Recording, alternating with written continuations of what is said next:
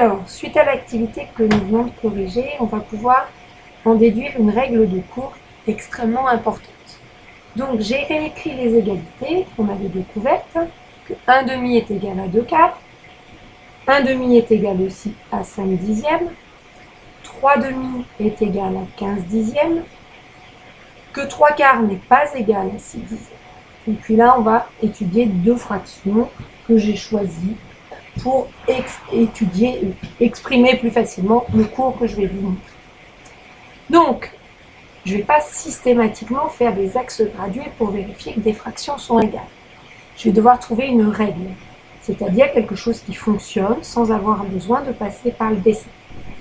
Donc, on va observer ces fractions qui sont égales, et puis je pense que vous observez des choses qui sont un petit peu surprenantes. Regardez ce qui se passe quand je passe du 1 au 2 et du 2 au 4. Ce qui se passe quand je passe du 1 au 5, du 2 au 10. Ce qui se passe ici quand je passe du 3 au 15 ou du 2 au 10.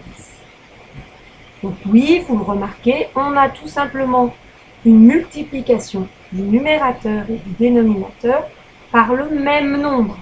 Très important. Si c'est x2 en haut, ce sera x2 pour les dénominateurs. Ici, on observe une multiplication par 5. Et effectivement, en bas, c'est aussi une multiplication par 5. On le vérifie encore ici. Multiplication par 5, 3 fois 5, 15. Et on a bien 2 fois 5, qui est égal à 10. Donc, on a deux fractions qui sont égales. Si il existe un multiplicateur, un facteur identique qui multiplie numérateur et dénominateur pour obtenir le numérateur et le dénominateur de l'autre fraction. On va vérifier sur cette fraction, ces deux fractions où on n'avait pas l'égalité. Ici, on avait une multiplication par 2, 3 fois 2, 6, mais là, on n'avait pas de multiplication par 2. Ceci était faux. On aurait dû ici trouver un 8 pour avoir l'égalité.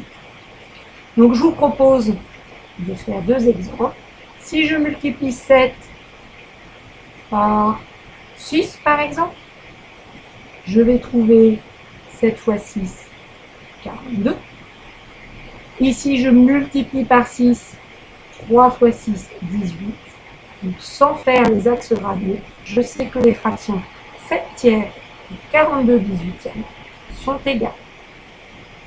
Petite remarque, on peut aussi passer par la division. On a effectivement ici la même chose si on divise 20 par 4 et 28 par 4. On aura aussi une fraction identique à celle de départ. 20 divisé par 4 qui nous fait 5, 28 divisé par 4 qui nous fait 7. Pas très compliqué de voir que ça va être effectivement égal quand on a une division, puisque si je fais ma flèche dans l'autre sens, 7 fois 4, 28, et 5 fois 4, 20. Voici la règle du cours qu'on a découvert avec cette activité-là. Deux fractions sont égales si l'on peut multiplier numérateur et dénominateur par le même nombre pour obtenir numérateur et dénominateur de la fraction égale.